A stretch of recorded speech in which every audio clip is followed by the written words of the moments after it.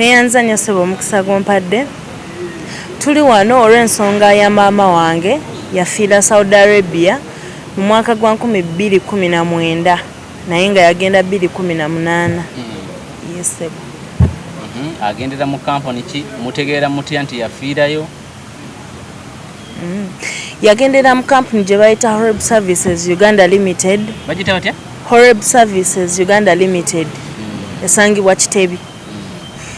Yagenda mwaka gwa 2018 naye yamalayo emyezi najokka ne tuba nga tetukyamuwuliza okumala ebbanga.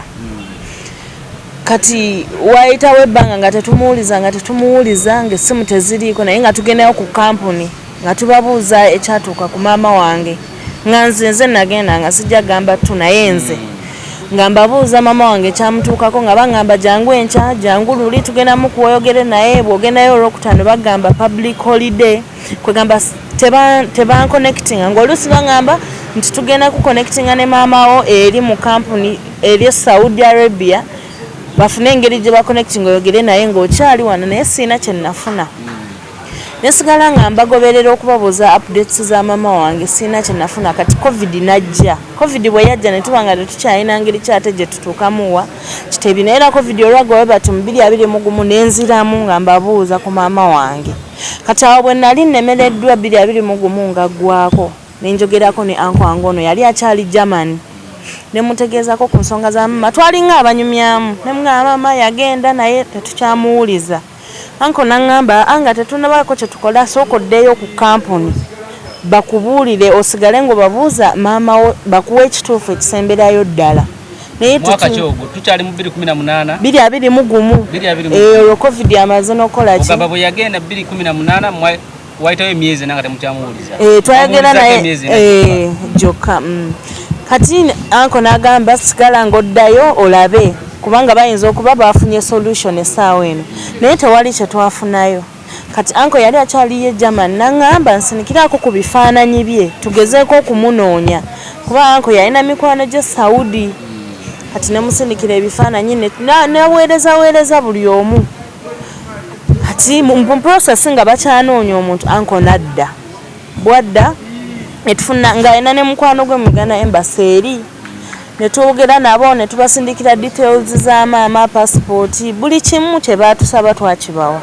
Kati after some time ngebbanga liyitiddewo nno ddala tuyingidde 2022 tuli olwo mu gwa mwenda omuntu anko gwe yali afunye contact ye n'amusindikira message namugamba sebo ononsonyiwa okukuwagana amawulire sinze nteekeddwa naye omuntu gwe mbadde munoonyiza okumala akabanga yakola ki 2022 ogw'omwenda nti omuntu gwe mbadde munoonyeza ebbanga yakola ki yafa naye okumanya ebisingako awo mugende mu kampuni eyamutwala olwo batufaringa ku Horeb.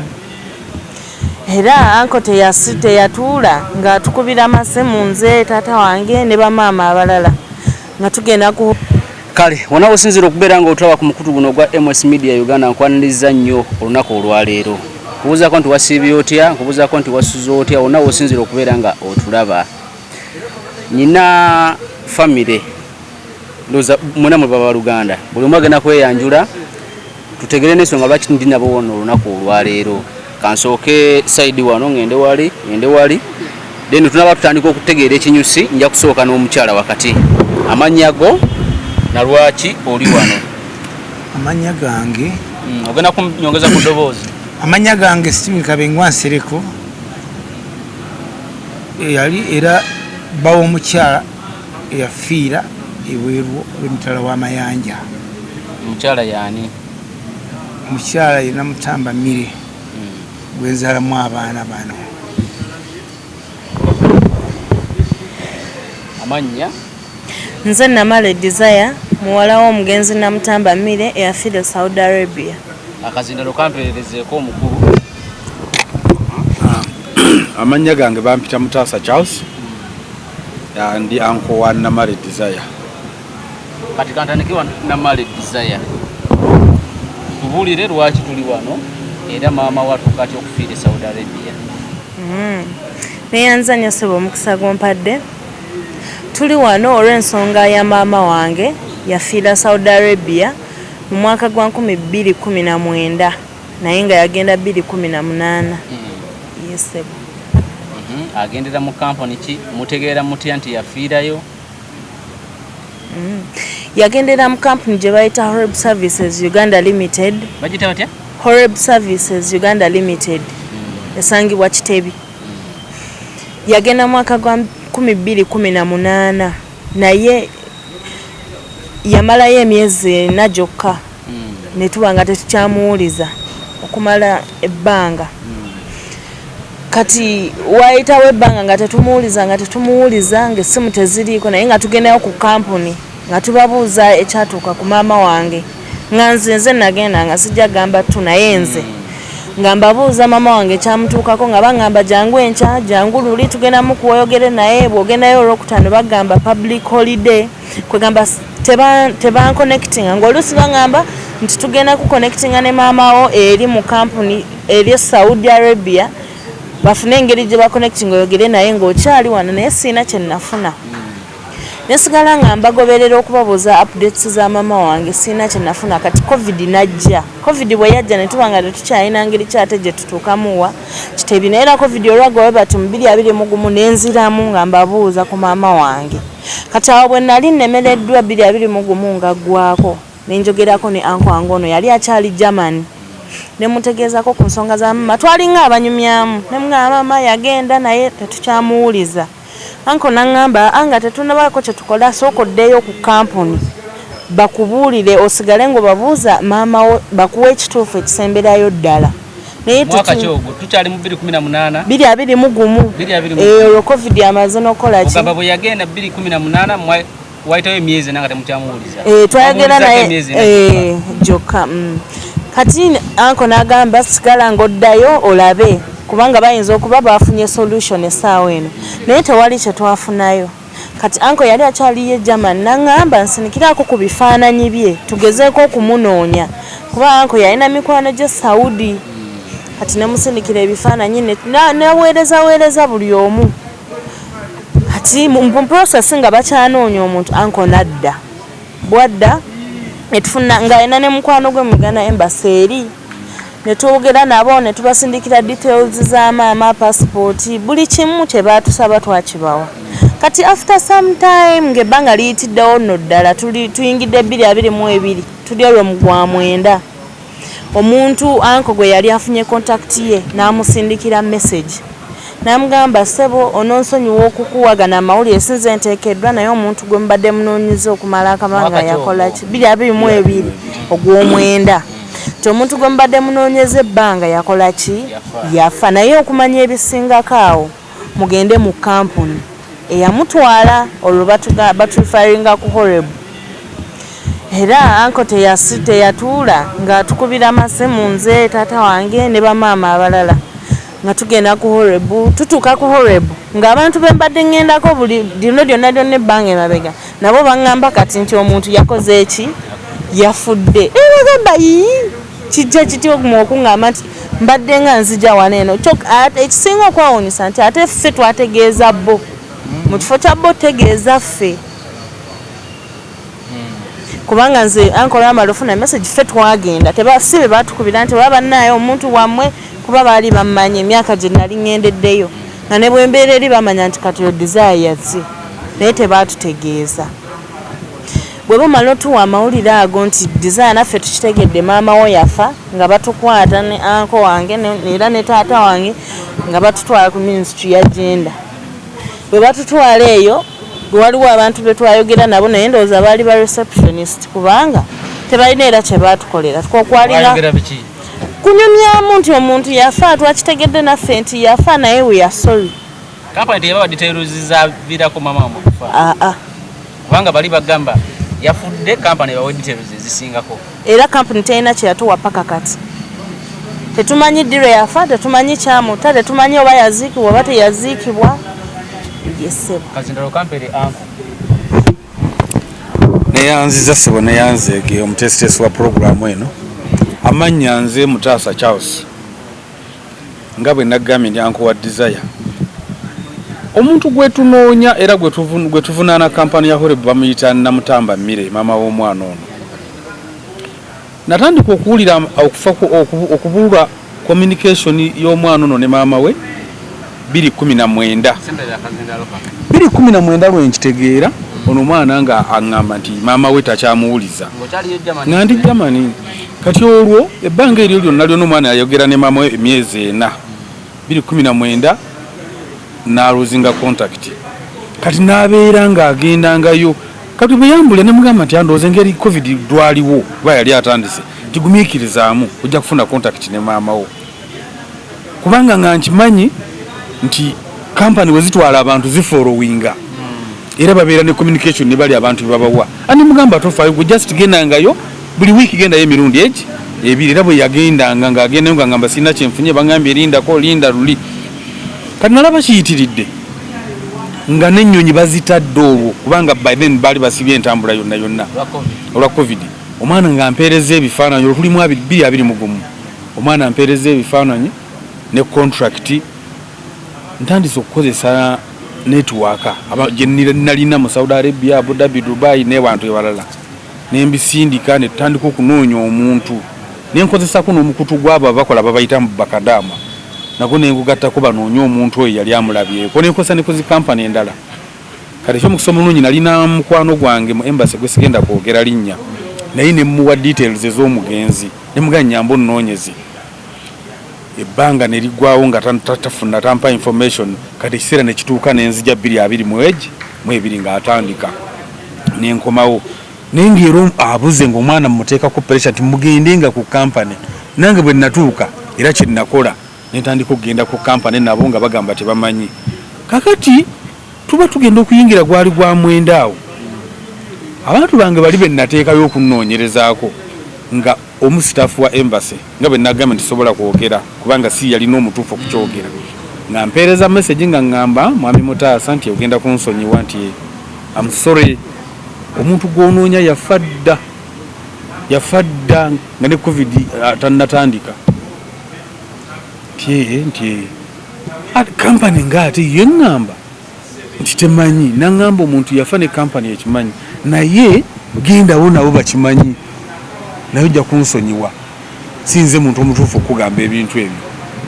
Munnange kye nakola nga nkubira omwana nga nkubira ne kitaawe nga tukuŋŋaana ne famire bonna ffenna nga famire nga baali olwategeera nti yafa waaliwo obuzibu bwali bugenda okujjawo kubanga abantu bava mu kyalo emukono nga bonna mmotoka ng'ejjudde nga baagala balumbe Horeb.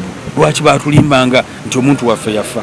Kani ngamba wano ngenda kuleeta kiyose kyenva nsaba omwana ennamba ne mugamba mpa ku nnamba bampa ya Mr. Sam akola ku Horeb.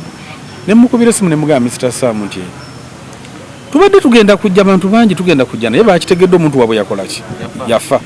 Naye mbaleete nagamba tubaleeta bagenda kukola kiyose luddawa naye mujje abantu batono era twekuŋŋanya abantu balinga 6 ne tukwate kuba ne tugendayo. Etwatuukayo nabo ne batulaga nti baategedde nti omuntu yafa ne tusirika ne batugamba mutusonyiwe naye tujja kulaba bwe tunaayamba famire. Ningamba kale kati ne batugamba mugende tugenda kuddamu tubayite ne tudda ewaka ewiiki neggwako. Bwe twalaba tebatuyita nenkwata essimu nenkubira Mr. Sam ne mugamba Mr. Sam nti tuyimiriddewa ku nsonga z'omuntu waffe eyategereka nti yafa. Ne tuddayo era ne desire kakati bwe tuddayo ne batugamba nti tugenda kuyita director tugenda munnyonnyola tabaddeewo tugenda kuba lwali lwakutaano ne batugamba ku Monday director ajja kubaawo mukomewo.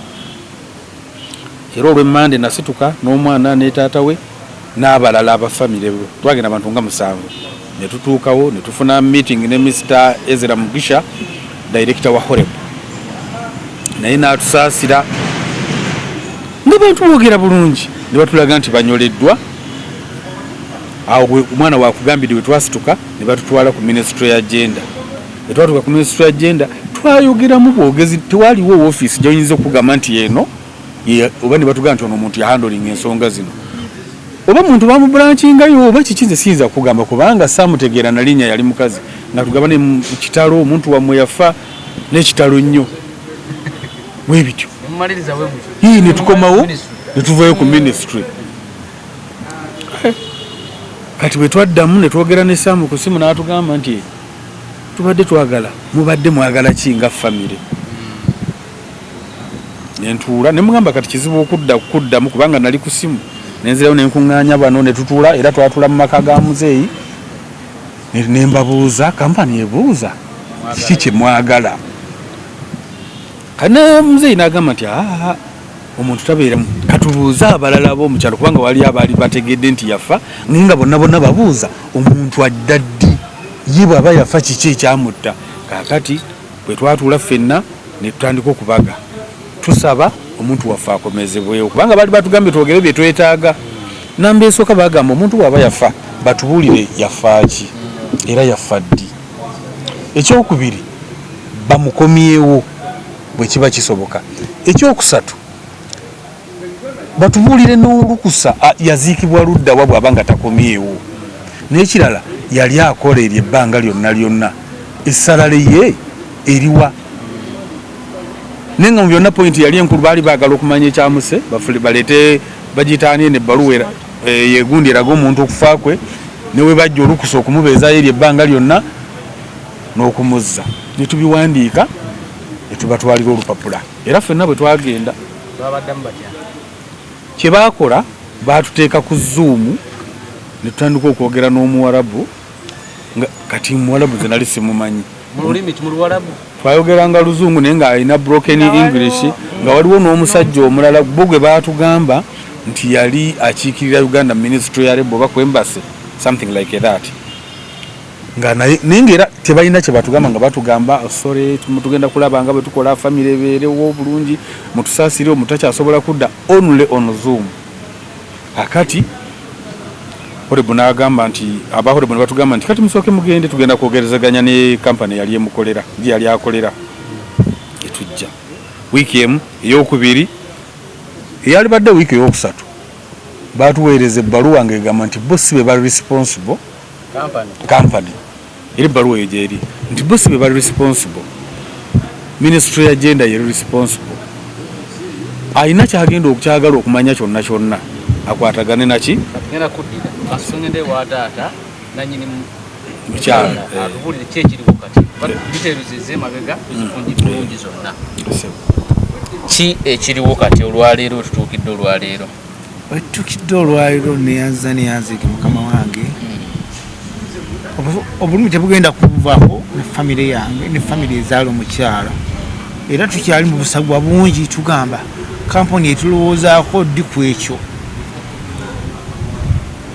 enduulu zino zonna zetukuba mikyala yalina obuvunanyizibwa okuva emabega eri teyatoloka butolosi yagenda nga tumaze okukkaanya olwabakuba nti enfuna ey'omukyalo bwete bwe yali nemukkiriza agende abaana baali bagenze mu higher classes yagenda okulengera nga sente alina okugenda okupakasa nemota yagenda abaana bano balimu S3 kati ono yamalako S6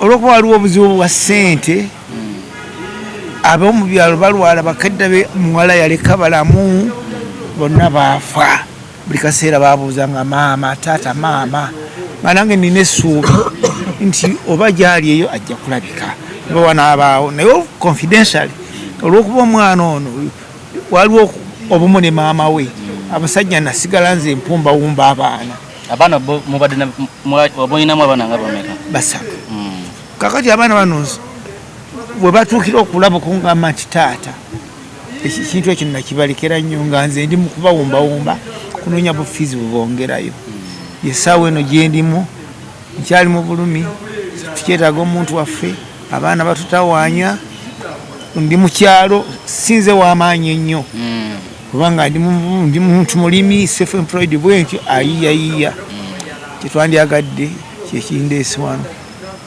tukisaasaanye eri abazira kisa bonna eri kampuni efune ekisa n'obwenkanya kulaba nga wabawo ekituukibwako okukuza mayiti y'omugenzi abaana n'ebinaddako tutambule n'abantu nga bwe tuli bannayuganda mugenda mu kooti tugenda mu kati before bwe twamala ogenda kale bwe twegeziganya ne horrible nga balemeddwa okubaako kye batuyamba tulina ekitongole kya NGO kyobwannakyewa kyetwegatta waliwo eyatulagirira anko yalina connections yalinga ayogera n'abantu ab'enjawulo ku nsonga eyo etufuna NGO babayita ba Women Pro Bono Initiative basangibwa Ntinda kati ne tubatuukirira bayamba bakyala ne tubatuukirira ne tubayitiramu ensonga zaffe era nabo ne basooka kuwandiikira horrible ebbaluwa nga tetunnagenda mu kooti kugulawo musango basooka bawandiikira naye era horrible yabaddamu ng'ebagamba nti bo nga Kampuni they are not responsible ministry ya gender yeriki yali responsible ku nsonga eyo okufa kw'omuntu kwonna bo bagamba yes era tebaagala muntu banyega kati awo bwe twafayiringira omusango ne balooya abo ne tutwala omusango mu kooti last year sinjukira mwezi omutuufu naye omwaka oguwedde iye ne tubeera nga bawoza eno bwe bawoza neno bwe baddamu yes kati ne tubeera nga tulinze ebbanga eryo lyonna omulamuzi akole judgment esembayo twagenda mu court of appeal court of appeal division eri ku Tweed Tower ku Tweed Tower en Nakasero judge ye bamita Boniface Wamala kati omulamuzi yatuzeemu mwezi guno yawadde ensala ye yawadde ensala ye ensala egamba etya ensala egamba nti abahorrible baviolatinga eddembe lya mama wange eddembe lye lyalinnyibwa lyatyoboolebwa yes ekirala bo bagamba omulamuzi ye agamba nti Kampuni teyakola kimala kulondoola muntu oyo nti Kampuni erina obuvunaanyizibwa balina kye bakozesa abantu abagenda ebweru batrackingibwa ne babanga abagundi Kampuni eno erondoola omuntu oyo ne balaba wawaali nakikya Kampuni eyo teyakikola ku maama wange simanyi oba ne ku balala naye omulamuzi kyo yakistatinga naga nti kyakolebwa Kampuni eyo oluvannyuma n'amaliriza ng'agamba nti Kampuni eno balina Kampuni ya Horrible Services eyina okuliyirira yes family obukadde kisoma mu luzungu kati yasoma yasala n'agamba a declaration that the actions of the respondents infringed on Namtamba Millie's right to life orders that the respondents shall pay to the applicants a sum of 200 million Uganda shillings as general damages. Naddamu ekyokubiri n'abagamba the respondents shall pay to the applicants a sum of 50 million shillings in exemplary damages. Nasembayo ng'agamba the respondents shall pay the tax costs of the application to the applicants. It is so ordered. Simanyi bwemba bino ebintu bwenyeza binnyonnyola naye nga yagamba basasule obukadde 2 damages ezaakolebwa kubanga omuntu ono baba horrible baali batugamba mama waffe yali akola because sincerely speaking nze nagendangayo naye nga every time lwe nagendangayo nga banga mama wange gyali akola therefore bwaba yali akola that means she was paid that means her salary gyeri kuba tebatugambako at any single day nti yafa not ati nze lwe nabegambira that means yali akola kati kooti mulamuzi bwatyo bwe yasaze response ya Kampuni nsala ya court well nga bwe tulina lawyers ebintu byonna tubikozera mu mateeka si buvunaanyizibwa bwaffe kwogera na Kampuni nga tulina lawyers ebintu byonna tubikolera mu mateeka kubanga okwogera kwagaana nga bwe bifo nga tetunagenda kugulawo musango twabeera nabo emirundi ng'ena era ne mu kooti baatwegana ne bagamba tebatuulangako naffe naye ng'ate tulina ne videos emirundi gyonna gye twatuula we have that evidence but we did not present it kubanga tebakyetaaga but with time bweribezze nga kyetaagisa we shall present it. Leave alone that nti baloya ne lawyer bwe yabawandiikira before nga tanaba kuteeka musango mu kooti nga tuto nti abantu bazze wano nga beemulugunya babaga nti ebintu byo tubimanyi tebamwegaana bamutwala naye obuvunanyizibwa babule mu ministry ya gender yebuyina ne government simanyi ya Saudi Arabia ffe kye tutakkiriziganya nakyo ne tuwaabira Horebu ne director wayo Mr. Ezra Mugisha. So kati tetumanyi oba bana applyinga n'ebyomulamuzi nga okusalawo kwe oba bagenda kujulira naye ffe nga ffe ku side yaffe tu expressinga kulumwa kwaffe n'obuzibu bwe tuyiseemu ffe tuli kirungi nti omulamuzi yategedde amazima ku ffenna kye tubadde tukabira emyaka gino gyonna yategedde ensobi eyakolebwa naye era tetuli bamativu n'ensala eyo kubanga ku bye twayagala tetunnabifuna twasaba omumaiti ekomewo nkukomawo batubuulire n'ensonga eyamuttisa kubanga bali bamutwala asooka kuyita mu ddwaliro balina medical gye babayisa ne bategeera nti omuntu mulamu kati bwe tugendera ku kye bagamba bo aba yafa nga wayiseewo emyezi ena omuntu oyo yafa kiki kyavaako okufa kwe.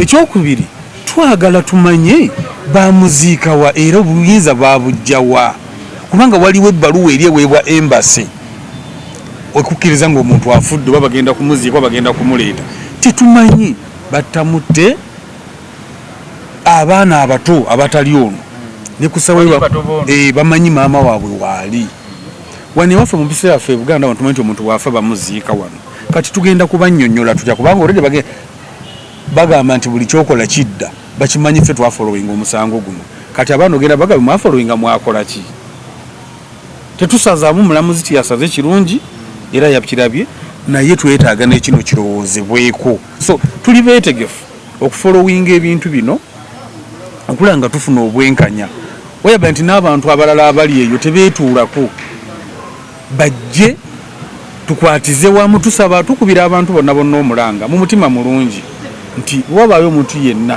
oba bannamateeka oba ddembe lirwanirira baana nabakyala n'omuntu yenna sekinomu asobola ng'obuyambi bonna bw'osobola okutuwa bajje batuyambe tufune obwenkanya nga ngamba nti muzeeyi akaddiye banaba ono yennyini yalemerwa okusoma yali agenda ku campus waliyo batoobe so tusaba abantu bonna tukwatize wamu batuyambe kino kiyambe n'abantu abalala be batwala buli lunaku waliyo abantu abali abatasobola kwerwana akabatasobola kwenoonya ng'abantu baabwe baabula so yensonga lwaki tuli wano okubuusa abantu mu njogera ennyangu nti abantu balemereko banoonya abantu baabwe bategere bangi bafiiriddeyo bamanye abantu baabwe baafa batya.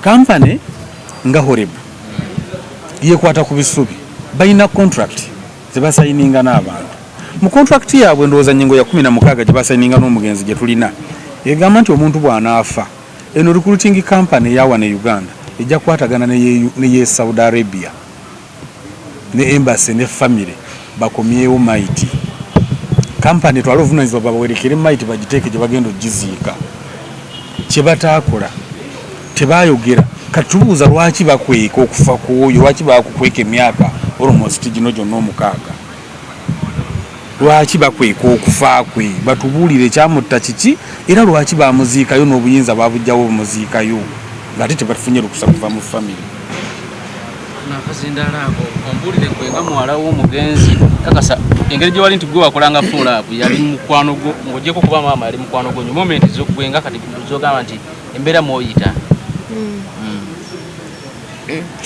embeera mwempita kituufu maama wange yali mukwano gwange kubanga era nze first born nze nkulira abato bange therefore obuvunanyizibwa bonna kankitwale nti nze nasigala nga maama waabwe kuba bo bato nze gwe batunuulidde embeera mwempita essaawa zino maama wange kisinga obukulu kya byonna yali agenze kola alabe nga tusoma naye nze nakoma mu senior 6 seeyongerayo wenjogerera essaawa eno nina bato bange basoma akati obwo bwe buzibu nti bo bato bange bato balabikanga oba bakuzeekuze naye kizibu bbo okukitegeera kuba naye oba muntu mukulu era ng'omuntu tewamuziika olwawo okkikiriza kuba essaawa zino era nakati bakyabuza bo bamanye essaawa yonna maama waabwe ajja era bate ne bakubuuza naye ddizayo kikakasa maama yafa n'okikkaatiriza ng'obagamba nti yafa kubeera kyemba nina obbagamba essaawa eno yeyo embeera gye mpitamu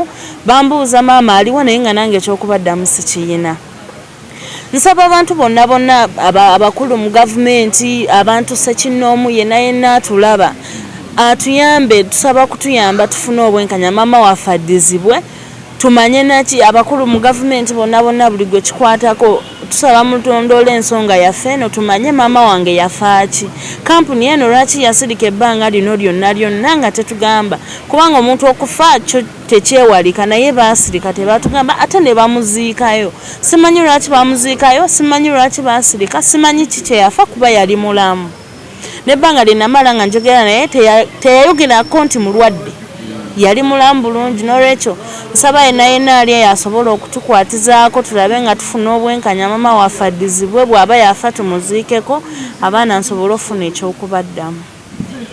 Taata embeera ewaka kati embeera waka sembera ku muzindalo guno ndi wamu kubanga nina abaana bange sibasuulanga yaleka asigirira omusingi sente ezamutwala nga azijja mu bulimi abaana bani emyaka gino gye batuuseemu nejange okubeera nabo nga tonna kyobalaga kituufu ng'ate bagenda alaba kinkosa nnyo ekitakosa bananyini kampuni ziri ezatwala omukyala bwengana nenfumiitiriza ennyonyi zibuuka zitwala abantu naye bisigala bibalemerawa ekyo kyenjagala bafumiitirizeemu nabo bambadde emibiri n'omusaayi batulowoozeeko nnyo leme genda nga tukukulumira ate kino n'abalala kibagamba nti abo be boogera by'amazima kubanga eri bannaffe abatutta abantu baabwe bangi abayinza okuba nga bagwa mu kituli kye tulimu nsaba babe n'obusaasizi mu kyetukola si kwetemamu naye nga omuntu gwe batwala wabuvunaanyizibwa mu byonna bye twali tukola bamaama baafa bataata be baafa bubi nnyo nno kubanga baali bamunamu essuubi ddene naye kakati tuli ku zero minus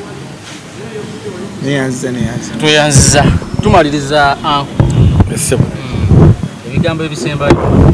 ebigambo ebisembayo nkubira abantu bonna omulanga naddala bannyinaffe be batwala ebweru okukola mwogere eri abantu temusirika omuntu yenna ali eyo ng'alina omuntu we yamubulako gw'atawuliza mufolowinga abantu temutiisatiisibwa baleme bulamu bwammwe kubufuula nga nsawo yammwanyi gy'ogula n'oteeka eyo tuli bantu ba ggwanga mulina omusingi munene gwe mugatta ku ggwanga mpabula ne baganda baffe abatwala abantu muleme kukola bukozi ssente bannange mutwale obuvunaanyizibwa okulondoola abaana b'abantu abantu be mutwala bamaama bataata balina abantu be balabirira be babeera obuvunaanyizibwa bwe batwala okugenda okukola kyannaku okuddira bizinesi n'ogiteeka mu bulamu bw'abantu nga tufudde wa gye bava kati ku ssaawa zino tuyinza okuba nga tulabika bubi mu maaso g'abantu abamu nga tuyagende siti nabo naye kyetwogerako kyekituufu si lwakuba nti tunoonya ssente si lwakuba tunoonya ki naye tunoonya obwenkanya kubanga at the moment ffenna tuli bannayuganda teri alina kyagenda genda nakyo so tusaba bwenkanya nva waggulu nga nkubira abantu omulanga specially government ministry ya gender police n'abantu kinnoomu abalina obuyinza ffe tetulina buyinza tetwalituuse wano n'abantu kinnoomu buli ali gyali ng'alaba akatambi kano mbeegayiridde mufolowinge bannayuganda baggwawo baggwera ebweru mu bawarabu batulugunyizibwa abaana baddu okuva lwe twatandika ensonga eno abantu abatukubira amasimu nga batubuulira ebintu tetulina kye tuli tugenda kubayamba naye nze advice gye nyinza obbawa mweyambise social media ngeno mweyambise amawulire mweyambise poliisi ne gavumenti ebintu byammwe obuzibu bwammwe bumanyike bampita Mutaasa Charles tuli mu kumaliriza neyanziza nnyo ssebo obugambo bwe nnina obusembayo nsookera ddala okwebaza omulamuzi Boniface Wamala mwebaza okuba nti yalaba obunafu bwa kampuni nti kampuni teyafaayo era ne state nga wawe baanafuuyira nakyo kye bataatukiriza bo nga bo. Ekirala kye nnyinza okugamba bannaaye abantu gwe wenna ng'oli eyo abantu bangi gye bali eyo abamu baafa kubanga nange singa saasituka kutambula kuba natambula saako wako yadde orebo bangamba nga jangu enkya jangu luli oluusi nga ne transport simuyina naye saatuulako nanoonyanga maama wange paka at least natuuse ku mulamuzi n'omulamuzi n'alaba nga kituufu waaliwo obulagajjavu n'olwekyo bw'obaayo eyo ng'olina omuntu woba atomuwuliza ne bwekuba mwezi gumu ne bwegira ebiri kuba naffe yatandika wiiki emu ne gituuka mu myaka nga tetukyamuwuliza n'olwekyo wooluzingira communication n'omuntu situkirawo otandike okunoonya omuntu. Sembayo nga nsaba nti bw'obaayo abakulu mu gavumenti buli muntu yenna ensonga eno gwekwatako aba ministry ya gender embassy poliisi n'omuntu sekinoomu yenna nsaba kunnyamba nfune obwenkanya maama wange addizibwe mmanyi ekyamutta na lwaki yaziikibwa nga tetumanyi na lwaki yafa ne tutategeezebwa. Nsaba okunnyamba nfune obwenkanya era enamba yange eri 0741 44 97 94. Nsaba kumanya mama wange kyamutta addizibwe tubeeko bwe tumuziika at least tumanye nti mama waffe yafa naye twamuziika wano. Nze Namale Desire muwala wa Namutamba Mire yafiira Saudi Arabia. Ebigambo ebisembayo taata? Byensembayo bwebaza kubanga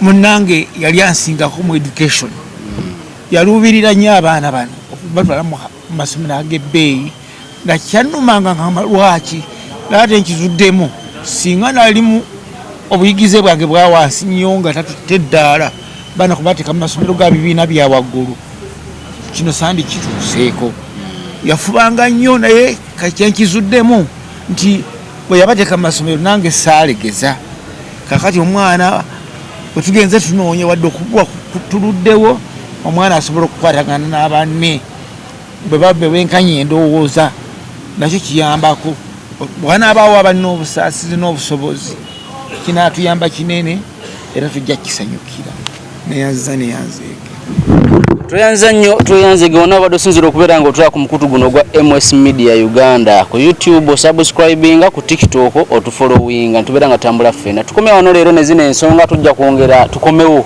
tukole follow up tulabe kiki ekiriwo kyekituuseewo kampani respondinze etya ku nsala ya kooti n'ebirala byonna ebinaabaawo akuume atakumira mpeera.